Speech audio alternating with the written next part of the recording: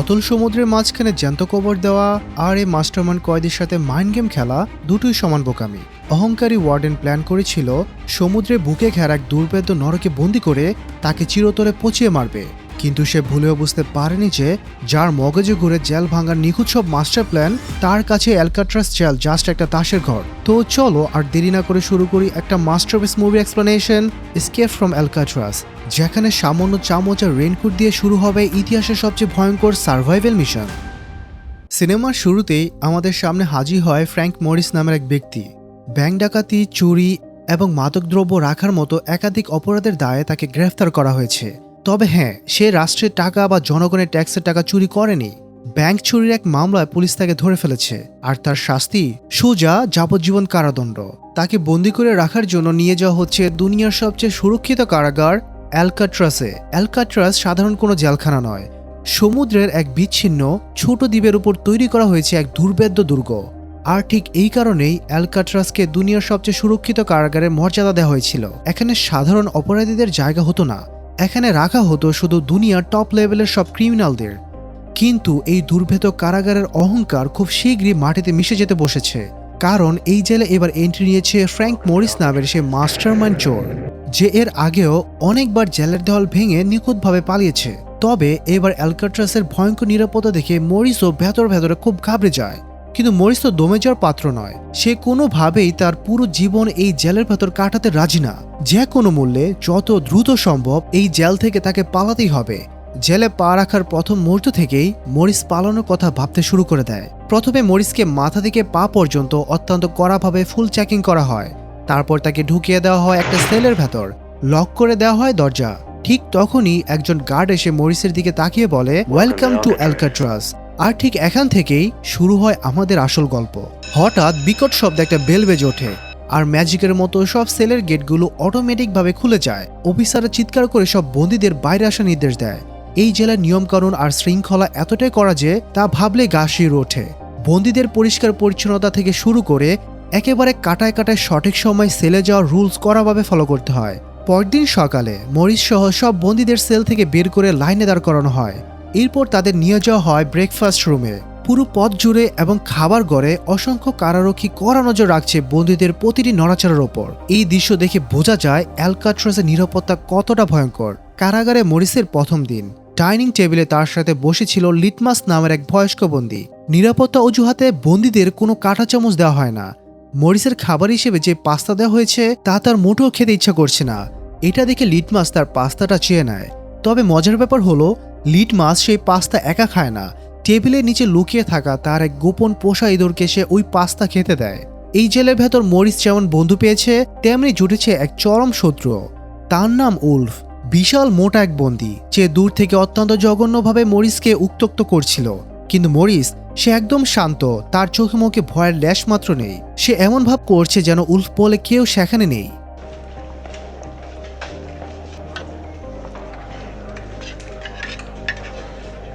Breakfast শেষ হতেই মরিসকে ডাক পড়ে জেলের প্রধান ওয়ার্ডেন বা জেল সুপারের রুমে।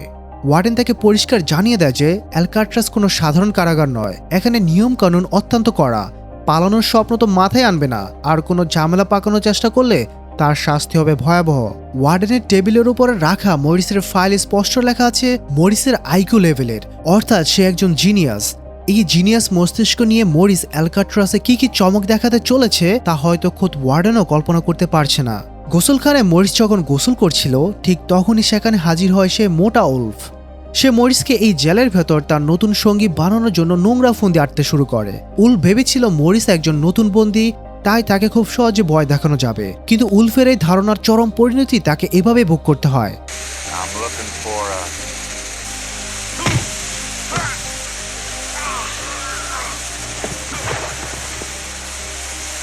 মরিস তাকে আচ্ছা মতো ধোলাই দেয়। ওয়ার্ডেনের নির্দেশ অনুযায়ী মরিসকে জেলের লাইব্রেরিতে পাঠানো হয়, যেখানে তাকে ইংলিশ নামের এক বন্দির অ্যাসিস্ট্যান্ট হিসেবে কাজ করতে হবে। মরিসের আইকিউ গড়ের চেয়ে অনেক বেশি হয়, সে যে কোনো বিষয় খুব দ্রুত বুঝতে পারে, যার ফলে বইয়ের যে কোনো বিষয় নিয়ে ইংলিশের সাথে তার খুব সহজে গভীর আলোচনা জমে ওঠে। বিশ্রামের সময় মরিসের সাথে পরিচয় হয় ডক নামের আরেক বন্দী। ডকের শখ ছবি আঁকা। ওয়ার্ডেন তাকে নিজের সৃজনশীলতার প্রকাশের জন্য ছবি আঁকার বিশেষ অনুমতিও দিয়েছে। হঠাৎ মরিস খেয়াল করে জেলের সবচেয়ে উঁচু সিঁড়িতে বসে আছে ইংলিশ। আসল ব্যাপার হলো ইংলিশের জেলে নিগ্রো বন্দীদের লিডার। যেহেতু লাইব্রেরিতে তাদের মধ্যে একটা ভালো সম্পর্ক তৈরি হয়েছে, তাই মরিসকেও তার পাশে বসার অনুমতি দেওয়া হয়। কথাবার্তা এক ফাঁকে ইংলিশ ঠিকই বুঝে ফেলে যে মরিসের মাথায় এই জেল থেকে পালানোর চিন্তা ভাবনা করছে। এই বিষয়টা ইংলিশকে খুব আকৃষ্ট করে, কারণ একসময় তার মনেও এই একই স্বপ্ন ছিল। কিন্তু বছরের পর বছর এই চার দেওয়ালে বন্দি থেকে থেকে সেই স্বপ্ন এখন ফিকে হয়ে গেছে, কারণ এই আলকাট্রাস থেকে জীবিত অবস্থায় বের হওয়ার কোনো পথ নেই। দ্বীপের উপর তৈরি এই কারাগারের চারপাশে সমুদ্রের স্রোত এতটাই ভয়ঙ্কর যে কেউ পানিতে নামলে তার বেঁচে ফেরার সম্ভাবনা শূন্য। আর যদি জেলের দেওয়াল পার হতে পারে, তবুও তাকে অন্তত 2 কিলোমিটার সাঁতার কেটে মূল ভূখণ্ডে পৌঁছাতে হবে।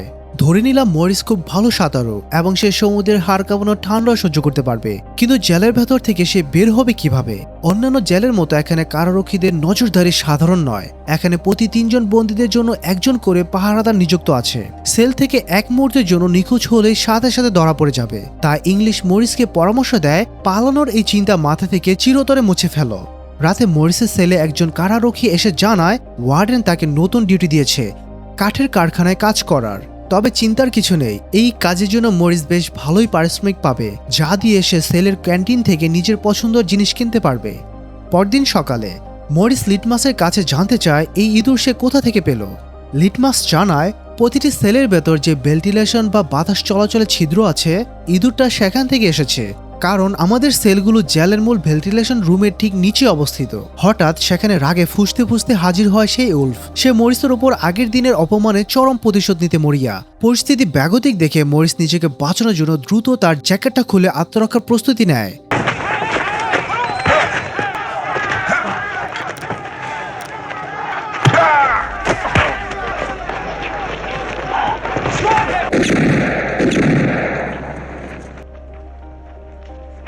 মারামারির অপরাধে উলফকে সাথে সাথে আইসোলেশন সেল বা নির্জন প্রকোষ্ঠে আটকে রাখা হয়, আর মরিসকেও এর জন্য দায়ী করে আইসোলেশন সেলে পাঠানো হয়।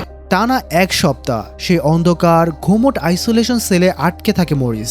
দিনে মাত্র একবার সে আলো দেখার সুযোগ পায়, তাও যখন তাকে পরিষ্কার করার জন্য হোস পাইপ দিয়ে পানি ছিটানো হতো। শাস্তির মেয়াদ শেষ হওয়ার পর মরিস তার নিজের সেলে ফিরে আসে। সেখানে তাকে স্বাগত জানায় লিটমাসের সে ছোট্ট ইঁদুরটি, যার মুখে ধরা ছিল একটা কাগজের টুকরো, ওয়েলকাম ব্যাক। মরিস যখন আইসোলেশনে ছিল তখন তার পাশের সেলে নতুন এক বন্দী এসেছে, যার নাম চার্লি। খুব অল্প সময়ের মধ্যেই তাদের দুজনের মধ্যে গভীর বন্ধুত্ব তৈরি হয়। তারা সব সময় একসাথে থাকতে শুরু করে। একদিন সব বন্দীরা যখন মাঠে সময় কাটাচ্ছিল, তখন ওয়ার্ডেন হঠাৎ করে সেলগুলোতে সারপ্রাইজ ইন্সপেকশন শুরু করে। ওয়ার্ডেন সোজা ঢুকে পড়ে ডকের সেলে, যে ছবি আঁকতে ভালোবাসতো। সেখানে ওয়ার্ডেনের চোখ পড়ে একটা বিশেষ ছবির উপর। ছবিতে দেখা যাচ্ছে ওয়ার্ডেন অত্যন্ত ভয়ঙ্কর এবং শয়তানি হাসি হাসছে। ছবিটি এতটাই নিখুঁত ছিল যে ওয়ার্ডেনের আসল চেহারার সাথে হুবহু মিলে যায়। ছবিটা দেখে ওয়ার্ডেনের ইগুতে চরম আঘাত লাগে। সে মনে করে ডক তার সীমা ছাড়িয়ে গেছে। সাথে সাথে ওয়ার্ডেন ডকের ছবি আঁকার পারমিশন বাতিল করে দেয়। चेस्टर डॉल्टन से टिंग की सुविधा छीन लो। डॉग की सेल 233। তার সব আঁকার সরঞ্জাম বাজেয়াপ্ত করা হয় এবং তাকে আর কখনো ছবি আঁকতে দেওয়া হবে না বলে নির্দেশ দেওয়া হয়। ডকের জন্য এই ছবি আঁকাই ছিল এই জেলের বদ্ধ জীবনে একমাত্র আনন্দ আর বেঁচে থাকার রসদ। সে অধিকার কেড়ে নেওয়া ডক মানসিকভাবে পুরোপুরি ভেঙে যায়। मेरे पास इसके अलावा और कुछ नहीं है। I am sorry dog. সে যেন একাই জীবন্ত লাশে পরিণত হয়। এই চূড়ান্ত পরিণতি দেখা যায় কাঠের কারখানায় কাজের সময়। ডক টেবিল বানানোর কথা বলে একটা কুড়াল চেয়ে নেয়, কিন্তু সে কাঠ কাটার বদলে সবার সামনে নিজের হাতের আঙ্গুলগুলো একটানে কেটে ফেলে। রক্তের বন্যা বয়ে যায়। এই ভয়ঙ্কর দৃশ্য দেখে কারারক্ষীরা ভয়ে জমে যায়। ডককে দ্রুত মেডিকেল রুমে নিয়ে যাওয়া হয়, আর মরিস সে নীরবে দাঁড়িয়ে এই অন্যায় দেখে চরম ক্ষোভে ফুঁসতে থাকে। সে ডকের কাটা আঙ্গুলগুলো কুড়িয়ে কারারক্ষীদের হাতে তুলে দেয়। এই ঘটনার কিছুদিন পর অ্যালকাট্রাসে আসে নতুন 2 বন্দী, অ্যাংলিং ব্রাদার্স। 2 ভাই, একজন বড় আরেকজন ছোট। মরিসের মতোই তারা ব্যাংক ডাকাতি আর চুরির দায়ে বন্দী। তাদেরকে ইচ্ছা করে অ্যালকাট্রাসে পাঠানো হয়েছে, কারণ তারা আগেও অন্য জেল থেকে পালানোর চেষ্টা করেছিল। আর সবাই জানে অ্যালকাট্রাস হলো সেই জেল, সেখান থেকে আজ পর্যন্ত কোনো বন্দী জীবিত পালাতে পারেনি। वैसे वार्डन ने एक बेहतरीन जगह बताई थी, अल्काट्राज। একদিন রাতে মরিস তার সেলে চুপি চুপি বসেছিল। হঠাৎ সে খেয়াল করে ভেন্টিলেশনের সেই ছোট্ট ছিদ্র থেকে একটা আরশোলা বা তেলাপোকা বেরিয়ে আসছে। সাথে সাথে মরিসের মাথায় লিটমাসের সে কথাটা মনে পড়ে যায়, আমাদের সেলগুলো ঠিক উপরেই জেলের মূল ভেন্টিলেশন রুম। সবাই যখন ঘুমে আচ্ছন্ন, মরিস তখন নিজ শব্দে তার নীল কাটারটা বের করে। নীল কাটারের ধারালো অংশ দিয়ে সেই ভেন্টিলেশনের চারপাশে দেয়াল একটু একটু করে খুঁড়তে শুরু করে। পরদিন মাঠে ঘোরার সময় চার্লির সাথে দেখা করতে আসে তার স্ত্রী তাকে তাদের ছোট্ট সন্তানের খবর দেয়। ছেলের কথা শুনে চার্লি আবেগপ্রবণ হয়ে পড়ে। এই 4 দেওয়ালের ভেতর আর তার এক মুহূর্ত থাকতে ইচ্ছা করছে না। की सोच रहे हो तो मैं भी तुम्हारे साथ हूँ। খাবারের সময় মরিস চার্লি এবং অ্যাংলিং ব্রাদার্সকে এক জায়গায় ডাকে। সে তাদের কাছে তার আবিষ্কারের কথা শেয়ার করে। এই কারাগারের বিল্ডিংটা অনেক পুরনো, আর সমুদ্রের নোনা হাওয়ায় দেয়ালগুলোতে জং ধরে ভঙ্গুর হয়ে গেছে। খুব সহজে দেয়াল খোঁড়া সম্ভব। মরিস তাদের সবাইকে তার পালনের মহাপরিকল্পনা যোগ দেওয়ার প্রস্তাব দেয়। প্ল্যানটা শুনতে সহজ হলেও বাস্তবায়ন করা ভয়ঙ্কর কঠিন। প্ল্যানটা হলো ভেন্টিলেশনের গর্তটা এমনভাবে বড় করতে হবে যাতে তাদের শরীর অনায়াসে ঢুকে যেতে পারে। সেই গর্ত দিয়ে ভেন্টিলেশন রুমে উঠে জেলের ছাদের চিমনি দিয়ে বাইরে বেরিয়ে দেয়াল টপকে সোজা দ্বীপের কিনারায় পৌঁছাতে হবে। দেয়াল খোঁড়ার জন্য তাদের কোনো ভারী যন্ত্রের দরকার নেই। নীল কাটার, চামচ বা যে কোনো শক্ত ধাতব বস্তু যথেষ্ট। যেহেতু এই গর্ত করতে অনেকদিন সময় লাগবে, তাই কারারক্ষীদের চোখে ধুলো দেওয়ার জন্য মরিস একটা নকল দেয়াল তৈরি করবে। পিচবোর্ড আর রং দিয়ে তৈরি এই দেয়াল হুবহু আসল দেয়ালের মতোই দেখাবে। আর যেদিন তারা পালাবে সেদিন কারারক্ষীদের ধোঁকা দেওয়ার জন্য মরিস একটা নকল মাথা বানানোর প্ল্যান করে। যেহেতু বড় ভাই অ্যাংলিং জেলের সেলুনে কাজ করে, তাই তার দায়িত্ব হলো নকল মাথার জন্য আসল চুল চুরি করে আনা। ধরে নেওয়া হলো তার জেলের বাইরে পৌঁছে গেল, কিন্তু মূল ভূখণ্ড তো 2 কিলোমিটার দূরে। এই উত্তাল সমুদ্র পার হবে কিভাবে? মরিস এরও একটা সমাধান বের করে। সে রেইনকোট এবং আটা দিয়ে একটা লাইফ জ্যাকেট এবং বেলা বানানোর পরিকল্পনা করে। যেহেতু ছোট ভাই অ্যাংলিং কাপড়ের সেকশনে কাজ করে, তাই তার দায়িত্ব হলো রেইনকোট চুরি করা। রাতের অন্ধকার নেমে আসতেই অপারেশন শুরু। মরিস দেয়ালে খোঁড়াখুড়ি কাজ শুরু করে।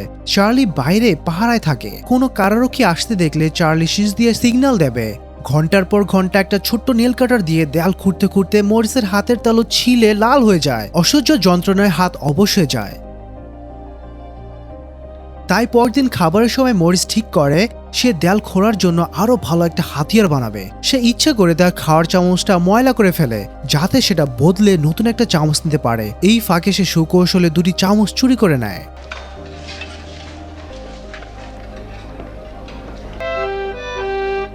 শুধু তাই নয়, মরিস লিটমাসের কাছ থেকে একটা ছোট্ট ধাতব কয়েনও জোগাড় করে। এর বদলে মরিস লিটমাসকে একটা ডেজার্ট খেতে দেয়। কয়েন হাতে পেয়ে মরিস সেটাকে ঘষে ঘষে ধাতব গুরু তৈরি করে। এই গুরু দিয়ে সে চামচ আর নীল কাটারকে ঝালাই করে জোড়া লাগানোর প্ল্যান করে। আগুন সে জোগাড় করে ড্যাশ লাইটের কাঠি একসাথে জ্বালিয়ে ঠিক যতটা তাপমাত্রা প্রয়োজন। নতুন হাতিয়ার তৈরি হওয়ার পর মরিস আরো দ্বিগুণ গতিতে দেয়াল খোঁড়ার কাজ চালিয়ে যায়। হঠাৎ চার্লি দেখে কারারক্ষী সেলের দিকে এগিয়ে আসছে। What's for breakfast?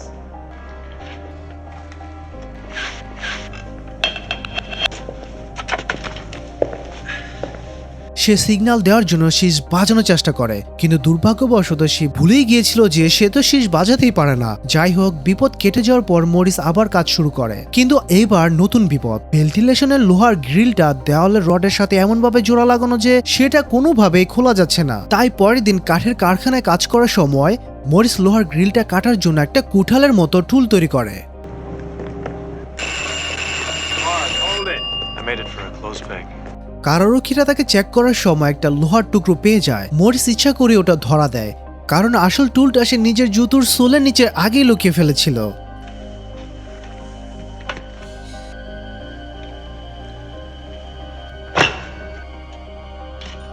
অবশেষে লোহার গ্রিলটা খোলা সম্ভব হয়।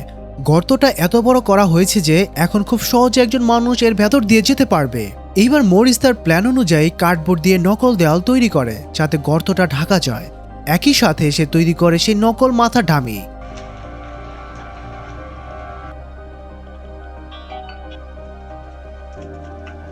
দেয়ালে খসে পড়া প্লাস্টারকে সে আঠা হিসেবে ব্যবহার করে। অ্যাংলিং ব্রাদার্সকে চুরি করে আনা চুলগুলো সে ডামির মাথায় নিখুঁতভাবে লাগানো হয় এবং নিজেদের গায়ের রঙের সাথে মিলিয়ে রং করা হয়। সব কাজ শেষ হওয়ার পর মরিস গর্ত দিয়ে ঢুকে ভেন্টিলেশন রুমে পৌঁছায়। কিন্তু এই জেল থেকে পালানো কি এত সহজ?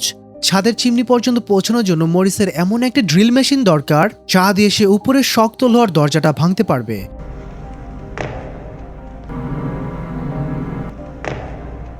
এদিকে কারারক্ষী রাউন্ড দেওয়ার সময় মরিসের সেলের সামনে দিয়ে হেঁটে যায়।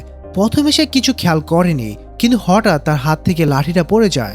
লাঠি তোলার সময় সে মরিসের বিছানার দিকে তাকায় এবং ডামি মাথাটা দেখে তার সন্দেহ হয়, কিন্তু দুর্ভাগ্যবশত কারারক্ষী বোঝার আগে মরিস ভেন্টিলেশন থেকে নিজের সেলে ফিরে আসে এবং ধরা পড়ার হাত থেকে বেঁচে যায়।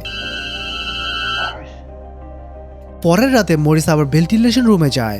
এবার তার সাথে আছে ছোট্ট ভাই অ্যাংলিং। উপরে দরজাটা মজবুতভাবে লক করা। মরিস একটা ইলেকট্রিক মোটর, ড্রিল আর একটা টর্চ লাইট জোগাড় করার কথা ভাবে, কিন্তু জেলের ভেতরে এসব জিনিস সে পাবে কোথায়? সে আবার লিটমাসের সাহায্য নেয়। লিটমাস জেলের বাইরে থেকে যে কোনো জিনিস পাচার করতে ওস্তাদ। এক সপ্তাহের ডেজার্টের বিনিময়ে লিটমাস মরিসকে প্রয়োজনীয় জিনিসপত্র এনে দেয়। মরিস জেলের ভেতর থেকে একটা ছোট্ট টেবিল ফ্যান চুরি করে, যার ভেতর একটা মোটর ছিল। ফ্যানটা সে তার মিউজিক ইনস্ট্রুমেন্টের ব্যাগে লুকিয়ে নিয়ে আসে। Hold it, Morris. Try this one. যদিও পাহারাদার প্রায় ধরে ফেলেছিল, নিজের জিনিয়াস আইকিউ কাজে লাগিয়ে মরিস ফ্যানের মোটর আর ড্রিল বিট দিয়ে আস্ত একটা ইলেকট্রিক ড্রিল মেশিন তৈরি করে ফেলে, আর কারেন্ট নেওয়ার জন্য কাঠের কারখানা থেকে একটা লম্বা তার চুরি করে এনে কানেকশন দেয়।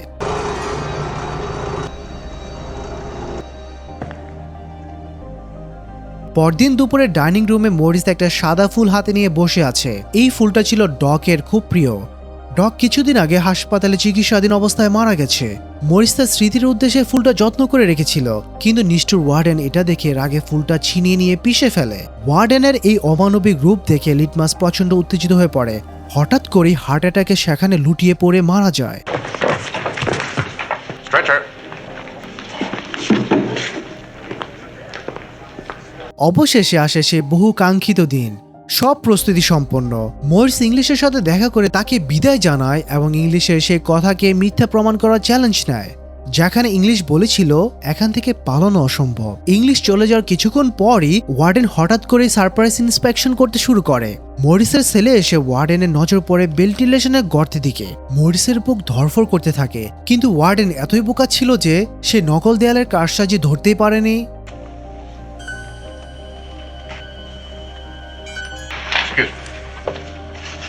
মাঠে ঘোরাঘুরির সময় উলফ আইসোলেশন থেকে ফিরে আসে। মরিসের প্রতি তার ক্ষোভ এখনো মেটেনি। সে পেছন থেকে মরিসকে আক্রমণ করার জন্য তেড়ে আসে, কিন্তু ইংলিশ ঠিক সময়ে এসে উলফকে আটকে দেয় এবং মরিসকে রক্ষা করে। রাত গড়িয়ে চারপাশ অন্ধকার হয়ে আসে। অপারেশন এক্সিকিউট করার চূড়ান্ত সময়। মরিস এবং অ্যাংলিং ব্রাদার্স গর্ত দিয়ে বেরিয়ে ভেন্টিলেশন রুমে পৌঁছায়। তারা ছাদের চিমনি দিয়ে বাইরে বেরোনোর চেষ্টা করছে, কিন্তু চার্লি সে ভয়ে সিটিয়ে তার বিছানায় বসে আছে। তার চোখ দিয়ে পানি পড়ছে, পালানোর মতো সাহসে সঞ্চয় করতে পারছে না। এদিকে মরিস ভেন্টিলেশন রুমের কভার খোলার সময় হঠাৎ একটা আওয়াজ করে ফেলে। নিচে থাকা কারারক্ষী চমকে ওঠে, কিন্তু সে খুব একটা সন্দেহ করেনি। মরিস আর অ্যাংলিং ব্রাদার্স সফলভাবে ছাদে উঠে আসে। তারা চার্লির জন্য প্রায় 10 মিনিট অপেক্ষা করে, কিন্তু চার্লির কোনো খবরই নেই। সময় নষ্ট হচ্ছে দেখে তার চার্লিকে ছাড়াই এগিয়ে যাওয়ার সিদ্ধান্ত নেয়। চার্লি তার ভয় আর কাপুরুষতার কারণে স্বাধীনতার এই সুযোগ চিরতরে হারিয়ে ফেলে। ছাদ থেকে নেমে জেলের কাঁটাতারের বেড়া পার হয়ে তারা পৌঁছায় দ্বীপের একেবারে কিনারায়। উত্তাল সমুদ্রের গর্জন শোনা যাচ্ছে।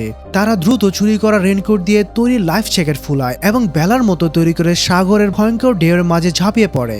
অন্ধকার সমুদ্রে তারা ধীরে ধীরে অ্যালকাট্রাস দ্বীপকে পেছনে ফেলে এগিয়ে যায়। পরদিন সকালে সব বন্দীরা ঘুম থেকে ওঠার পর কারারক্ষীরা মরিসের সেলের সামনে এসে তাকে ডাকতে থাকে, কিন্তু মরিস নড়ছে না।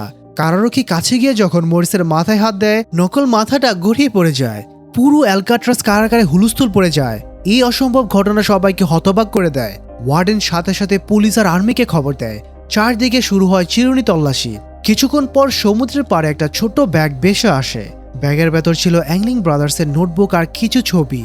এই প্রমাণ দেখে পুলিশ আর ওয়ার্ডেন সিদ্ধান্তে পৌঁছায় যে মরিস এবং অ্যাংলিং ব্রাদার্স সমুদ্রের ভয়ঙ্কর স্রোতার হাড় কাঁপানো ঠান্ডায় ডুবে মারা গেছে। শুধু তাই নয়, সমুদ্রের পাড়ে আরো একটা জিনিস পাওয়া যায়, ডকের সেই প্রিয় সাদা ফুলটা যা মরিস শেষবার নিজের সাথে রেখেছিল।